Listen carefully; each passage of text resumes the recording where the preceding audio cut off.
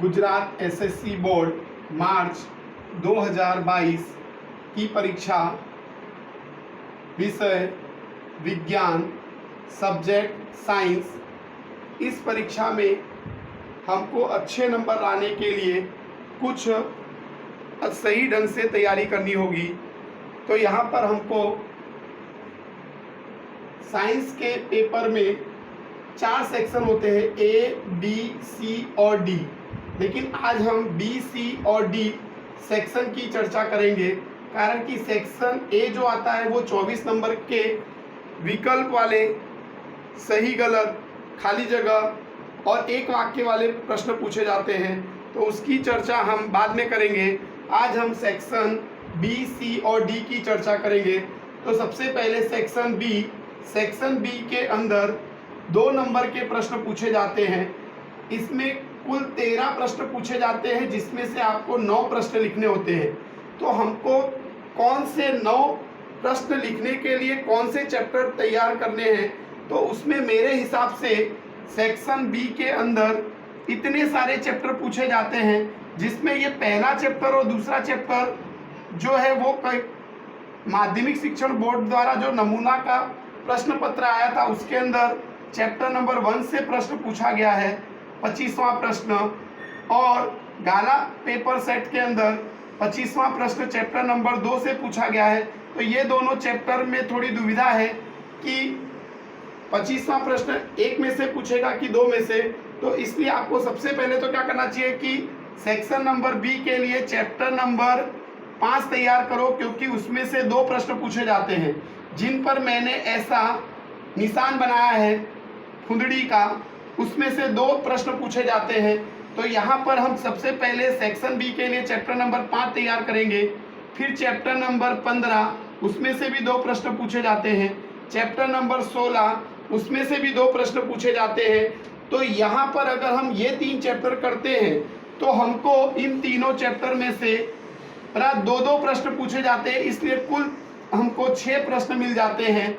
और यहाँ पर आपको याद रखना है कि सेक्शन बी में तो 15वां और 16वां प्रश्न जरूर लिखना है, क्योंकि पर्यावरण से संबंधित चैप्टर है, तो उसमें ज़्यादातर आपको नंबर मिल जाते हैं। तो आपको सेक्शन बी के लिए 5वां, 15वां और 16वां ये 3 चैप्टर तैयार करोगे तो आपको 6 प्रश्न मिल जाएंगे। और आपको लिखने होते हैं 9 प्रश्न, तो आपको 3 प्रश्नों के लिए एक चैप्टर नंबर 9 तैयार कर लो। तो चैप्टर नंबर 9 में क्या है कि उसमें लिमिटेड प्रश्न है, उनको तैयार करो, जैसे समजात अंग, समरूप अंग, अस्मि, जंगली गोभी में से शाकभाजी का विकास, मानव जाति का उद्ध विकास, लक्षण किस तरह अभिव्यक्त होते हैं। ऐसे प्रश्न अगर कर लोगे तो आप चैप्टर नंबर 9 में से भी प्रश्न अटेंड कर पाओगे। और नहीं तो आपको यहाँ पर चैप्टर नंबर 2 और 1 ये दोनों भी कर लेते हो, तो ये चैप्टर नंबर 1 आपको सेक्शन नंबर सी में काम में आएगा, और चैप्टर नंबर 2 जो है वो सेक्शन डी में काम में आएगा। तो इसलिए आपको चैप्टर नंबर 1 के अंदर जैसे कि संयोजन अभिक्रिया, वियोजन अभिक्रिया, यानी बहुत सारी अभिक्रियाएं दी है, वो अभिक्रियाएं तैयार कर लो। धातु का संक्षारण, विकृत गंधिता, रासायनिक समीकरण को संतुलित करना क्यों आवश्यक है, ऐसे प्रश्न अगर आप उसमें से कर लेते हो तो वो प्रश्न मेरे हिसाब से यहाँ पर मिल जाएगा। तो यहाँ पर आपको सेक्शन बी में 9 प्रश्न लिखने के लिए 13 में से आपको 5वां, 15वां और 16वां चैप्टर खास तैयार कर लेना है। क्यों? क्योंकि उसमें से 2-2 प्रश्न आते हैं, तो आप 6 प्रश्न आसानी से लिख पाओगे।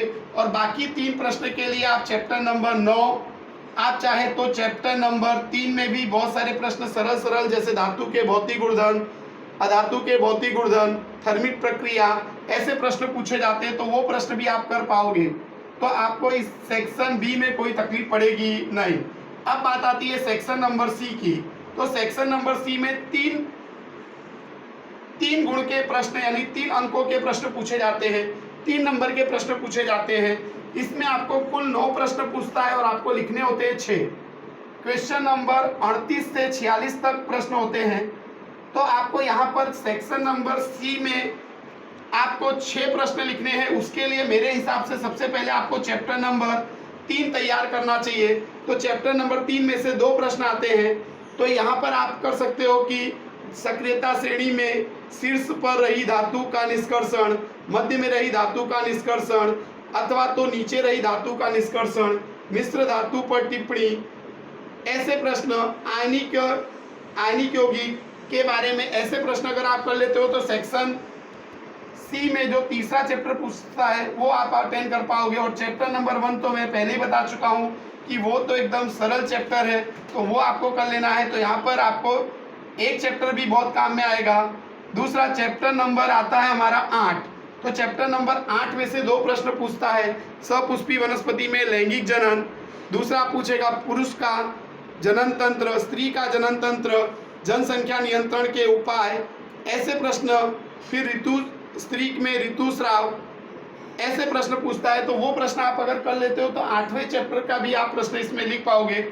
10वां चैप्टर यहाँ पर आपको देखना है कि इसमें आपको बहुत बड़ा चैप्टर है, लेकिन 2 प्रश्न इसमें से पूछता है, तो आप लिमिटेड प्रश्न करो इसमें से।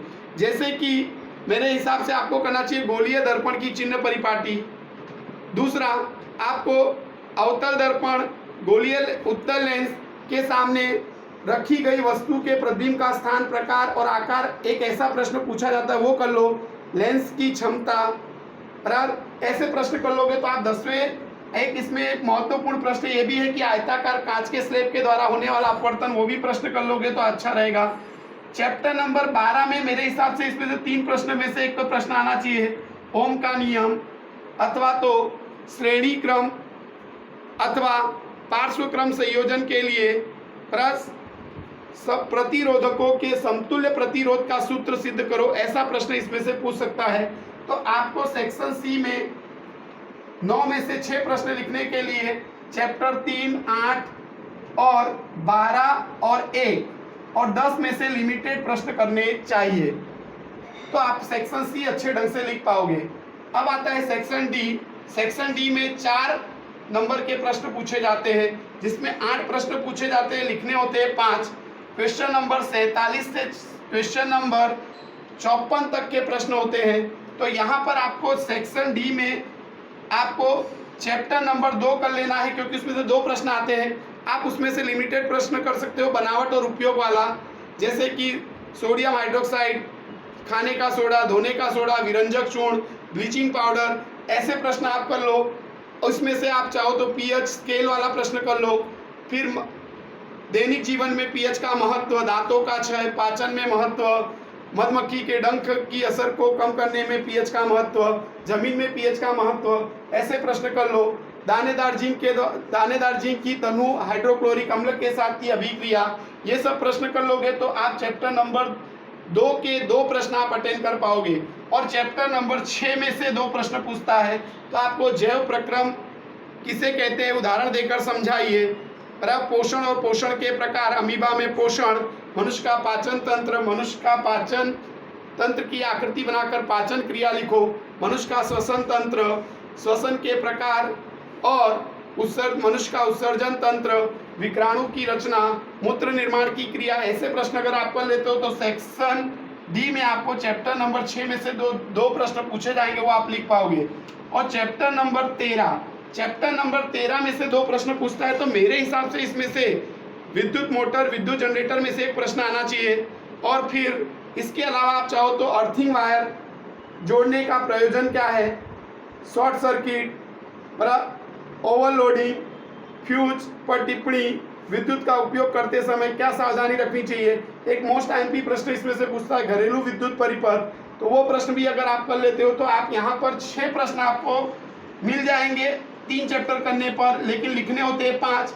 अगर कदाच आपको इसमें से कोई चैप्टर न करना हो तो आप चैप्टर नंबर 11 खास करिए। चैप्टर नंबर 11 में लिमिटेड प्रश्न है, जैसे मानव नेत्र की रचना और उसकी कार्य पद्धति, फिर दृष्टि दोष, दूसरा दृष्टि दोष के प्रकार, वायुमंडलीय अपवर्तन, तारों का टिमटिमाना, कांच के प्रिज्म द्वारा श्वेत प्रकाश का विक्षेपण, इंद्रधनुष पर टिप्पणी, टिंडल प्रभाव, एक कांच के प्रिज्म द्वारा होने वाला अपवर्तन, ऐसे प्रश्न भी इसमें से पूछता है। तो ऐसे अगर आप प्लानिंग से तैयारी करोगे तो मुझे विश्वास है कि इस बार ज़्यादा से ज़्यादा बच्चे 80 में से 70 के ऊपर नंबर ला सकते हैं। तो मेरे हिसाब से आपको इस तरीके से तैयारी करनी चाहिए। और आज अभी हमारे पास 3 दिन है, साइंस के पेपर के पहले 3 दिन छुट्टी है, तो हम क्या करेंगे कि 3 दिन में एक एक सेक्शन करेंगे।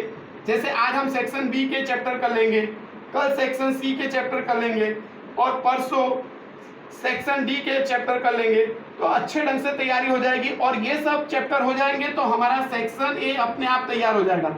सेक्शन ए के लिए आपको सबसे पहले बुक के सारे एमसीक्यू कर लेने हैं, उसके बाद गाला के पेपर्स के जितने भी एमसीक्यू है वो कर लीजिए, और उसके बाद आपको समय मिलता है तो आपको क्या करना है कि मार्च 2020 में पूछे गए एमसीक्यू और मई 2021 में पूछे गए एमसीक्यू कर लेते हैं, तो आप सेक्शन ए भी बहुत अच्छे ढंग से लिख पाएंगे। तो मेरे हिसाब से इस तरीके से अगर आप तैयारी करते हैं तो आपके साइंस में अच्छे से अच्छे नंबर आएंगे। Thank you. और मेरे वीडियो को ज़्यादा से ज़्यादा लोगों को शेयर करें, और मेरी वीडियो अगर आपको पसंद आए तो मेरी चैनल को सब्सक्राइब कीजिए, मेरे वीडियो को लाइक कीजिए। थैंक यू, धन्यवाद।